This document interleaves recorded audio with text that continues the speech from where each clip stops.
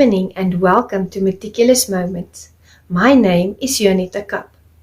You can reach me at meticulousmacarons@gmail.com or find me on LinkedIn.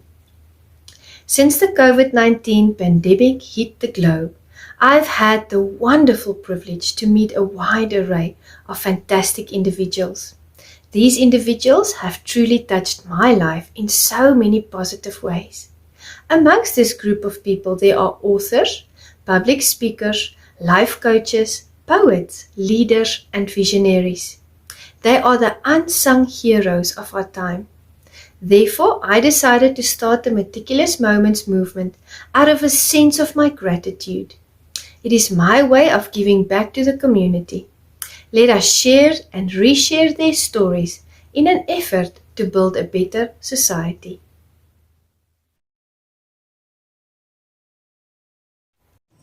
Today we have the wonderful privilege of spending time with the amazing Danica Trebel, the why detector.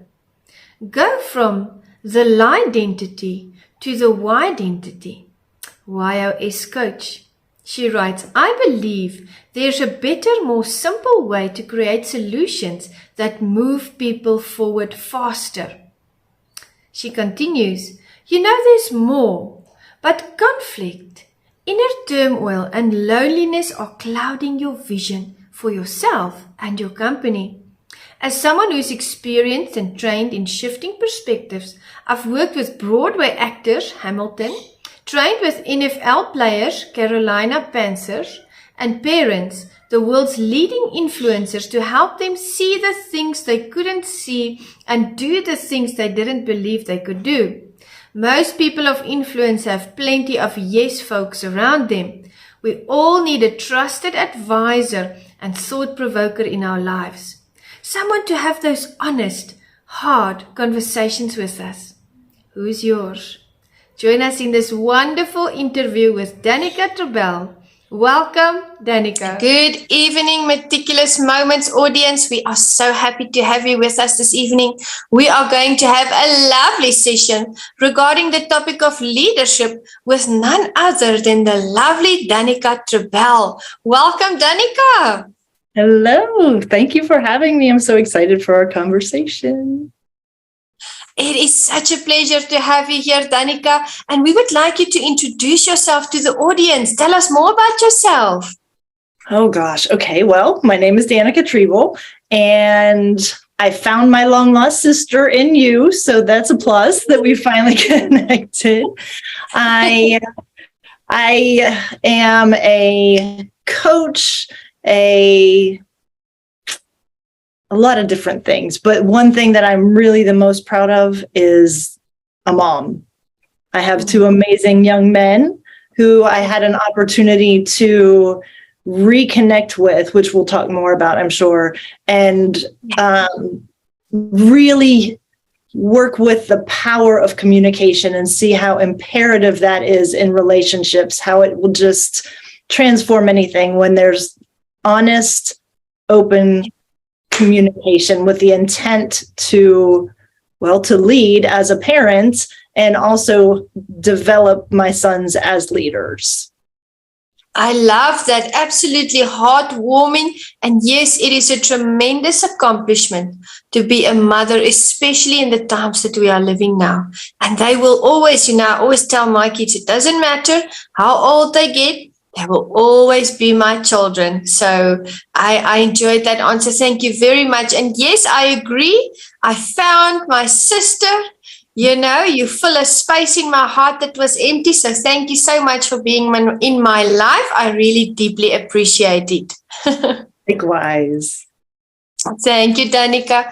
Tell us, where did your leadership journey start? If you have to think back about, your leadership journey, that defining moment, what was it? When was it?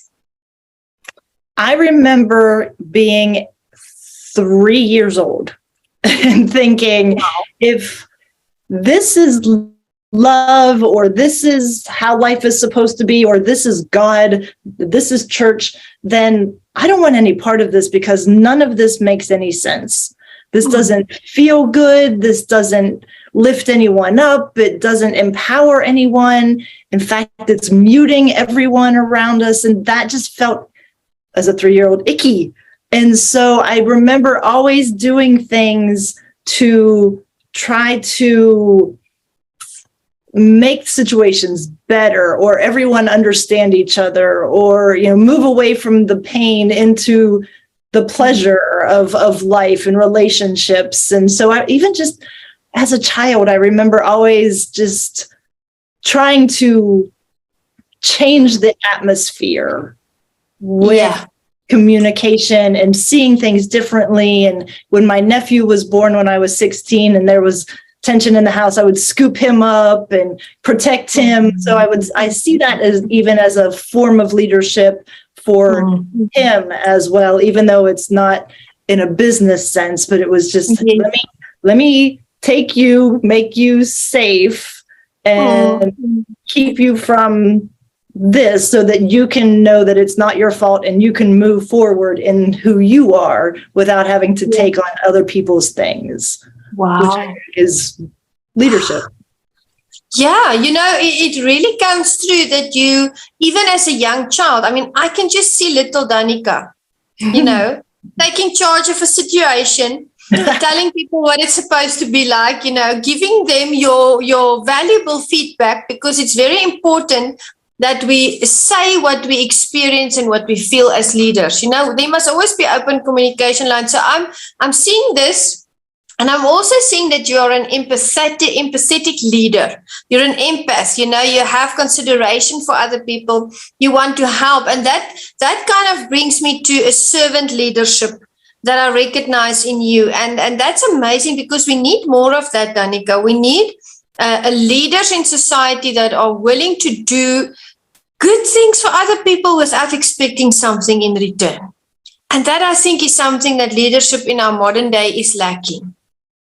Oh, I agree. I absolutely agree. And I grew up in an environment where I didn't see that kind of leadership. And so I had to fill that void with what I thought it should be, and without having the example or have it modeled to me. And so then I also, in that space, learned to be very mute and not try to be seen and heard. So I was conflicted because I had no actual leadership.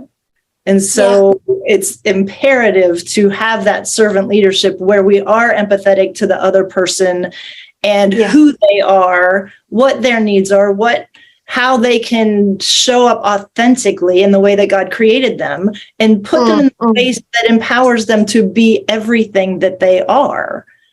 Absolutely. Absolutely. And that starts with validation. You know, as you were speaking now, I was thinking that when we grew up, you were seen as a child, you were seen, but you were not heard. They didn't realize this, but they took our voices at some point, because we were taught you are quiet. Otherwise, you get into trouble. And you know, it's those subconscious little things that we carry with us into adulthood. And really, that's where the problems start, because when we start to go through trials and tribulations, automatically our subconscious is telling us, no, you are seen, you are not heard, you mustn't bother people, you mustn't be a burden. That's the biggest lie out there, because we are made to break the silence. We are made to speak up about these things. So I love that point that you brought. You know, we have to, and I see that you were conflicted because you had this passion and this dream, and yet you were, you know, a 3-year-old, and you were a younger child, and what do grown-ups normally do? You know, they just brush off what little children have to say. And yet I have to say, in my life, the greatest lessons that I've learned was through little children, because they are open and they are honest. Yes. And childlike wonder and their curiosity just, it breeds more of that. And that's a joy. And we all need more joy in our lives. I don't know anyone who would be like, no, I don't need another helping of joy. Thank you. I'm good. No. I agree. Let me put it out there to the universe. I want a truckload of joy. Thank you. Exactly. Yes. Tell me, Danica, what leadership style do you practice in your why coaching? Ooh, my why coaching. Well, I didn't mention that before. I'll start with what it is, and then it'll almost be self-explanatory. So I'm a certified YOS coach, and that is based on Simon Sinek's TED Talk from 2009 on Start With Why. And it helps people know I call it their whole who, and not just their why, but their why, their how, and their what. How they're wired, and how they bring their why into the world, and what people can expect from them. And so in that it's the authenticity. It's the way God created people to be able to be seen, heard, and understood, and show up authentically based on their beliefs, again, based on how they're wired, so that they're not having to take on what I call the lie identity of the parents or the teachers or somebody who told them who they were not, rather than encourage who they are. And so this why coaching starts there. It's the foundation, is the springboard for making everything everybody does better. So when I found out, when I had words put around what I knew to be me, but I could never really mark it, right? Because there's always you have to say it this way, or you have to sound like this, and you have to market yourself this way. But that wasn't ever fitting for what I was trying to say. But then when I went through the YOS, I call it my DIY identity discovery, because we answer the questions ourselves, and it says, boom, here you go. All of this is you, and it puts what you believe out there. And so then when we have those words, it gives us the guardrails and almost permission and validation. And it also, I've had some people say that it helps them know what they don't need to focus on. So, because a lot of people who can like to contribute have a hard time saying no. And so when we have our guardrails, that we know where we are good and gifted and how we can stay focused and motivated, we also can say no to the things that aren't in our wheelhouse. And so I know that is the best place to start as a space for leadership coaching, because we are leading the whole person, and not in a holistic manner. Yeah. And not just a personality trait or a characteristic, but the core of the person that God created them to be. Yeah. And when we do that, we lead by example, and we lead authentically, and we lead much more powerfully and so much more focused and in our gifts, so that we can help humanity move forward faster. I love that. I love the holistic approach that you are taking, and it's very important that we inculcate every single part of the person.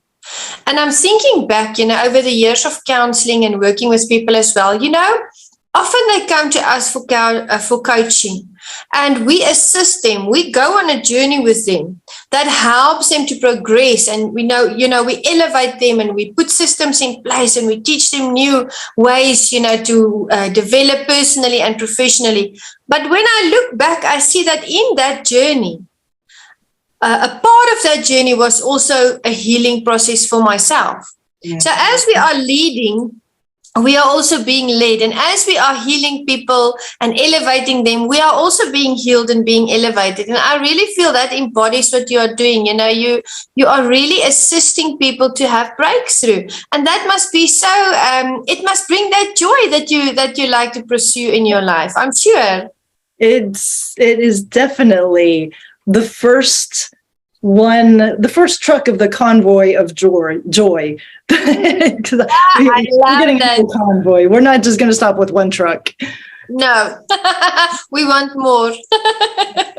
Exactly. Danica, what are the core values of the Y coaching program? What elaborate on this for us? What is the foundational aspect that, if you can put the blocks for us together, what are the core values? Yes. I am able to help, like I said, people express their own beliefs, their why. So my YOS is, I believe that there's a better, more simple way to help people unlearn limiting beliefs and create solutions that move people forward faster. Wow. And so that's my why is a better way. I'm always looking for a better way to do something. My how is to simplify. So I find the better way and I'm going to simplify it. And then my what is to contribute. So it's always to make sure that everything that I do is to help people know who they are, whose they are, who is in them, and how they are here to show up. And so the core of that is to help people know their core. So again, they can lead from that space of their own voice. They can be their own voice. They can be their own identity and not live in the lie identity. And then they can just be so effective in every relationship, a personal relationship, a work relationship, a parenting relationship, teacher, child, any way. When we know our own voice, when we can be our own voice, life just gets so much more simple. Yeah. Well, I'm thinking two words. I'm thinking reality check. I'm thinking when you work with people, you give them a reality check. Because as you've mentioned earlier, we grow up with this environment. There are things that are spoken over us. There are rules that constrict us. Our world views are shaped by our environment, the people that we are around. We are born into certain religions. And I feel you really take a person and you go on that journey with them and you help them to free themselves of those constricting, self-limiting beliefs. You help them to see who they are.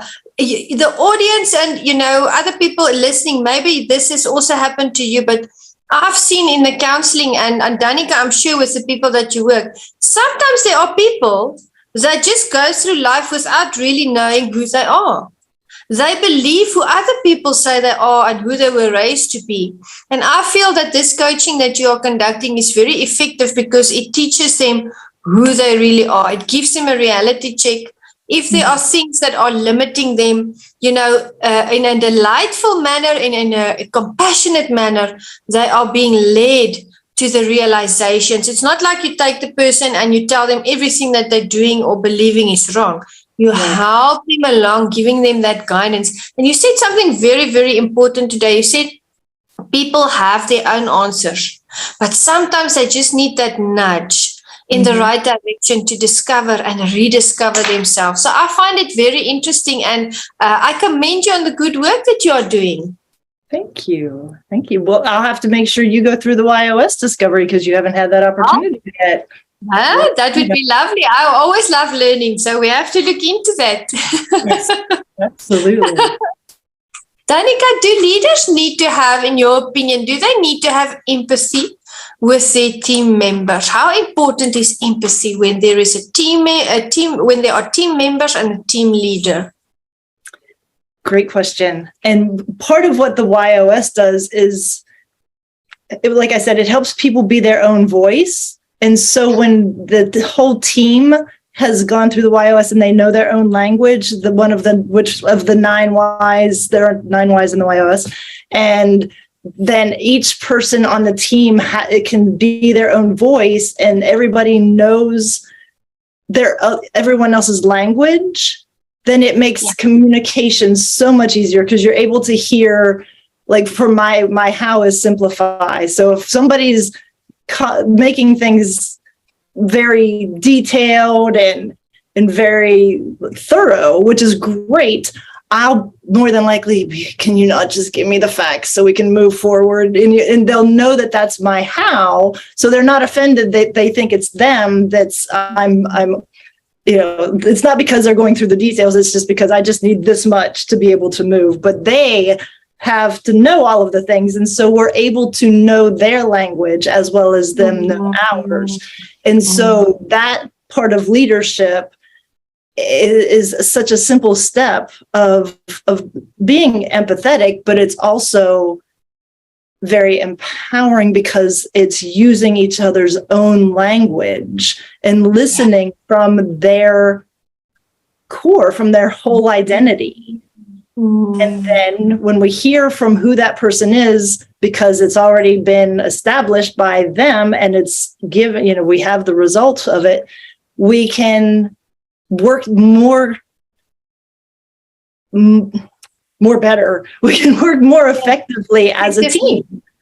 Because we'll know who needs to be driving the bus per se, or who needs to be changing the tires on the bus. We all know our spots. And as a leader, we can make sure that everybody's all communicating and going, that the bus is moving smoothly.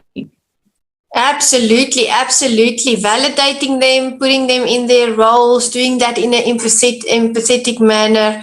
Wonderful. Compassion shines through, loving them while you're leading them. Very important. I always felt that when people feel like they are important and part of the family, that is when they really give their best. When we really invest in them as a person, not just as a team member or someone that holds a position. And I feel that the Y coaching brings that out. The person is important. And the person's abilities are, not put to the test, but fully utilized. I think it is a phenomenon in society that sometimes people land up in teams where they are an expert in a certain area, and yet that task is given to someone else that is not really fluid in that space. And I've seen many teams go through the turmoil of that. And I always tell team leaders, if you have someone in your team and they are better skilled at something, whatever the goal might be, but, if they have a greater expertise than the team leader themselves, let that person do their job. At the end of the day, teamwork makes the dream work. Yeah. Mm-hmm. It's the shortcut. When we have people we know where they're equipped, we know where their gifts are, and we put them in those positions. It's the shortcut. Exactly. And shortcuts can be good. Yes, they can be effective when they're done properly, when we know, again, the people's skill sets and their experience and expertise, and that it's what they're made to do. And that there's no guessing. There's like, oh, you enjoyed this, so you can try it, but then 5 months later, they no longer enjoy it because it's not what they are really good at. They can fill a need. And absolutely. And then that becomes expensive. And so knowing people's giftings and talents and their whole who, then putting them in the positions that are ideal for them saves money, saves time, gets more productivity, more money for the company, more clients. It's just a better way. It's a better way. So audience shortcuts in the correct framework can be very effective. Who's your role model? Oh, I have a number of them. This kind of goes along with I'm giving away a little secret that I know the question that's coming next. So I'll answer them both at the same time. Zig Ziglar is someone that I absolutely admire. Even though I never got to meet him in Rio, I had the privilege of working with his children at Ziglar Inc. And so I've gotten to see the byproduct of Mr. Ziglar and his wife, and how his leadership, how his integrity, how his operating system and his character was modeled for his kids to catch it rather than have to be taught it. And so I get to see a piece of that in each one of the children who are grown, of course, but they're still his kids. And to just know that he was the real deal. He would talk the talk and walk the walk. And he would not compromise his family for anything. Wow. And that's rare. Mm-hmm. Yeah, I loved hearing stories about how he would love to embarrass his kids. He would answer the phone and he would say, Cindy Ziegler's Proud Papa, or if he was talking, if depends on who, he would answer the phone, Gene Ziegler's Proud Husband, and he would just, because he loved life. Yeah, amazing.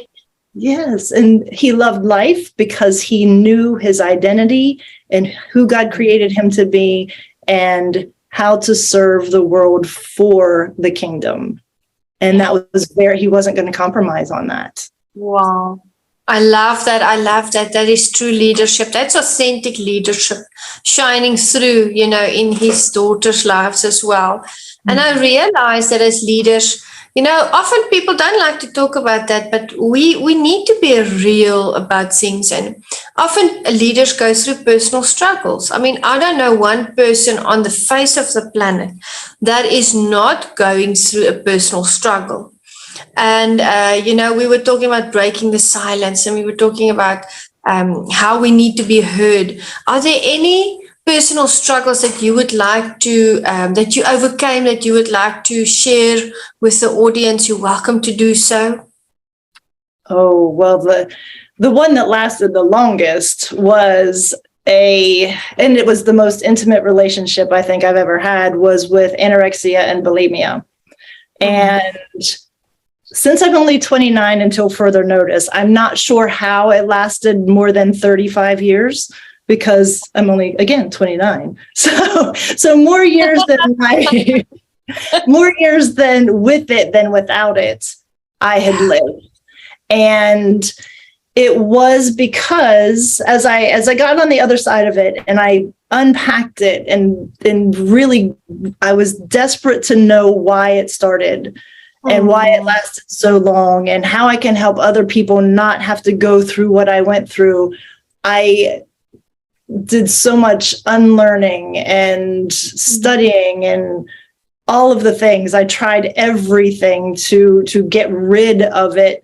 It wasn't until I unpacked it all the way back to when I was a child that I didn't feel heard. I didn't feel seen. I never felt like my best was good enough. I never felt like I mattered. And we're created to be loved. And that giant gap, because we don't have someone just love us for who we are, not what we do, we start behaving. And I knew what I didn't want. What I didn't know, what I didn't have a model of was what I did want.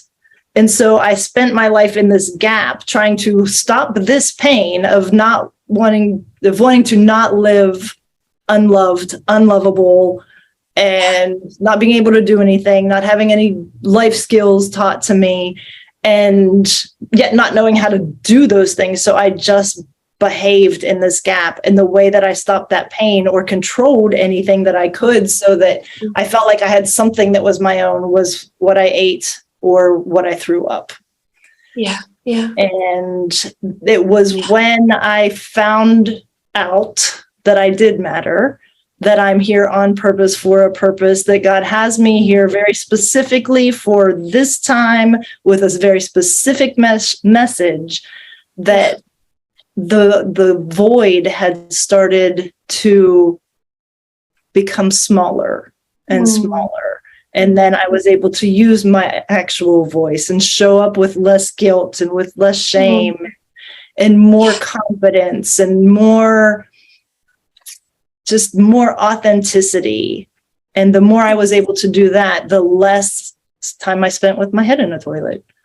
And so it was, I believe that every addiction starts because people don't feel like they are seen or heard or they matter. And it's a way to stop the pain. Yeah. To find something that you do feel in control of. That is a heartfelt testimony. And I want to commend you on having the courage to share that with us.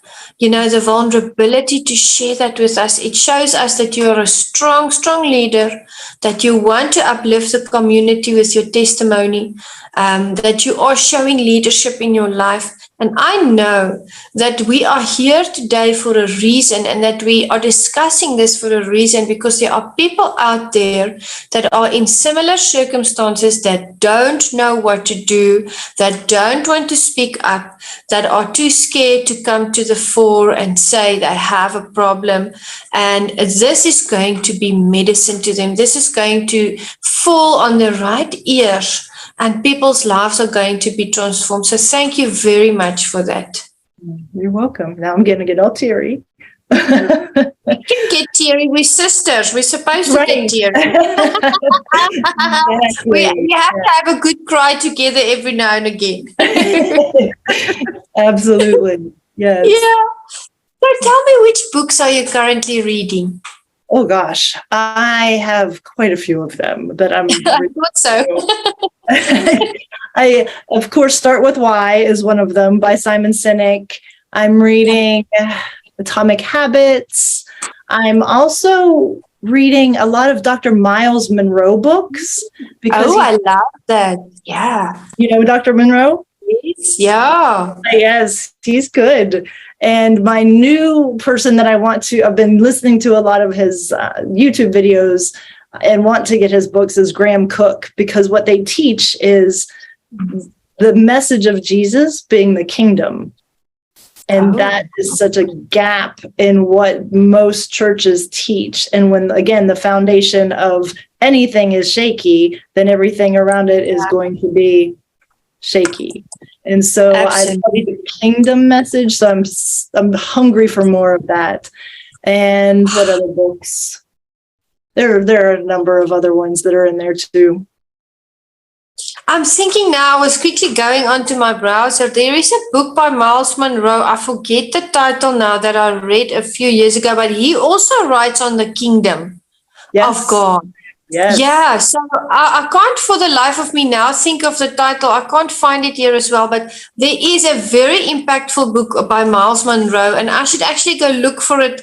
I have so many books. Some are in boxes, some are in my library, some are all over the house. So I will see where I put it and send you the title. Perfect. I tell people all the time, the hardest part of me packing to go somewhere isn't what clothes to wear. It's what books do I take? I need a whole suitcase just for books. If I might want to read this one or I'll finish that one, I'll just bring all the books. It's like, we'll forget our toothbrush, but that book, it's coming with us. Absolutely. We're still popping to the shop for a toothbrush before bedtime, but we can't get the book if we left it behind. Right? If I don't have jeans, I can buy jeans. I need my book. Yeah. I'm getting some road trip vibes here. I think you and I should go on a sister road trip one day. We'll plan that. I was just working on getting my passport renewed right before our call, so it's happening. Wow. Yeah, we can go sightseeing together. That would be amazing. Yes, it's going to happen. Wonderful, wonderful. So tell me, Danica, which life skill should a leader have in your opinion? Ooh, life skill for leaders. Wow. Just one? The ability to listen, to hear and know that, and to remember that, like you said earlier, everybody's going through something, and to slow down in order to speed up and pay attention to the people who are with us doing the things that make the difference, so that just to keep humanity at the center of everything we do. Absolutely. Wow. That's a brilliant answer. Yeah, I agree. Listening is key. Absolutely, absolutely. I love that. I'm going to remember that. And it brings me to the next question, which I think is going to be very interesting. I wanted to ask you, if you had to spend a week with your favorite leader, And I know we know a lot of leaders. Who would it be and where would you go? Well, I had thought it was going to be Zig Ziglar, but then I would love to just sit and listen to Simon Sinek. Oh, yes. And just observe how he talks and interacts and just how he's present with people. And where would we go? Well, oh gosh. I love New York City. So if I'm in New York City doing anything, sleeping on a rock in Central Park or listening to Simon Sinek or having coffee with Elon Musk or meeting you in a cafe in Greenwich Village, if I can do any of that in New York City, I'm so content. So I would,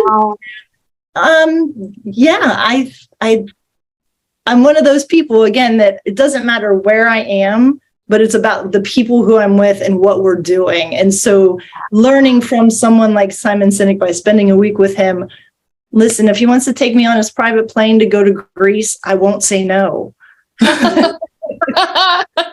Okay, great answer. Simon Sinek in New York City, or you can fly to Greece. That sounds lovely. You know, you were talking about sleeping on a rock. I want to share something with you that I do. It's part of my mantra. I go up the mountain, I put my cell phone off, and I go and sleep on a very big rock, a flat rock on the top of the mountain, sometimes for 2 hours. I journal, I pray, I cry if I need to cry, I laugh about a few things, I take my nap.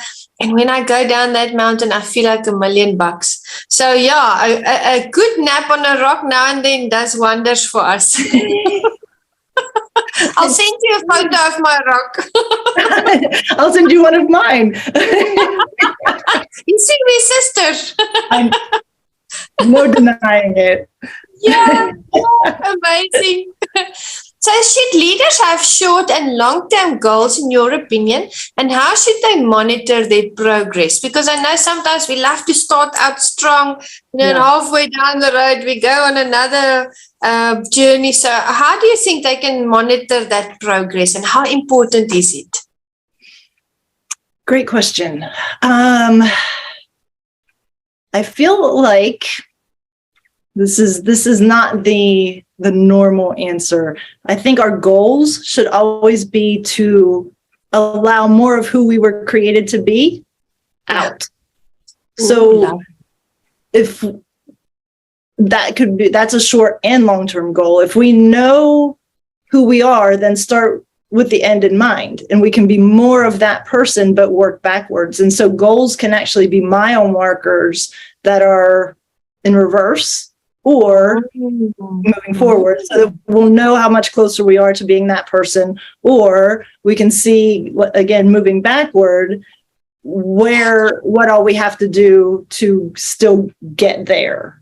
I love that. I love that. Earlier you said slowing down to go faster. And here again, you come with this concept. And I love that because it's a really new, fresh and innovative way of looking at things. I think that's wonderful advice. Absolutely wonderful. As the audience, let's practice this and, let's try it. And I'm sure it's going to have great results. Yeah. Let's start doing things in different ways. Because we shouldn't live mediocre lives. We should live interesting lives, and our journeys are also unique. Yes. Yeah. Yes, absolutely. Yeah. Tell me, what's the most important lesson that you've learned as a leader?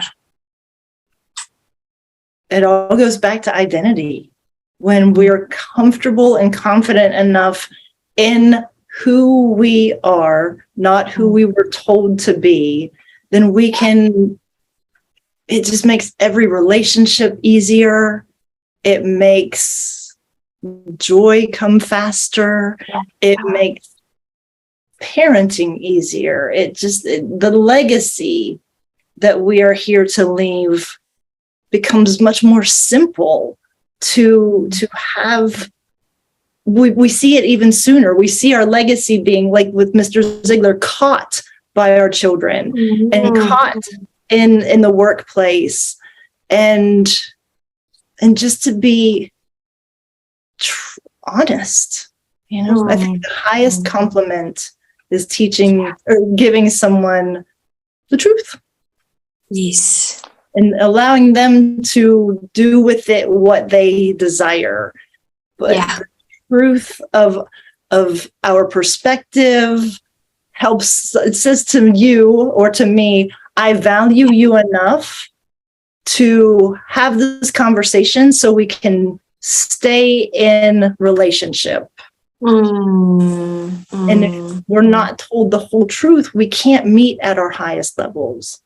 And so it's just, it matters who we are. Everything we do is based on that. Yeah. Absolutely, absolutely. I'm thinking of something I heard in the dojo the other day when I went to karate class. There was a little boy, and they were talking about the coaches at the school, because the Kiyoshi, the sensei, is also a teacher at the school. So he was looking at the sensei, and after his class, he was on his way out, putting on his shoes, and he turned to the sensei, the Kiyoshi, and he said, Sensei, who is the best coach in school? And now they're talking rugby and cricket, sports. And the sensei kept quiet, and the boy repeated his question. He said, Sensei, who's the best coach in school? And the sensei turned around and he looked at the little boy and he said, the best coach is the honest coach. And I found that to be so profound, because it's true, when we start to speak truth in people's lives, that is when they excel, and when they find their identity, and when they become more than they thought they could ever be. So yeah, the truthful coach is the best coach. Yeah. That's a powerful story. Yeah. Absolutely, absolutely. And it brings me, and I can't believe this interview flew by, because we are at the second last question. And my question to you is, what is next for you? We would love to know. What are in the cards for you next? Well, I heard us planning a trip together, road trip. Yeah. So I have seminars coming up where I can walk. Well, I will be walking people through the YOS discovery and then positioning them into what's next for them. And of course, more coaching, but just really, I love helping people, making life more simple for coaches or anyone. So, after all of the years of searching, this discovery tool is the answer that enables me to live out my purpose, because it helps people be better, faster, and moves humanity along. So since it's so fresh and new, I've only been doing this for a couple weeks.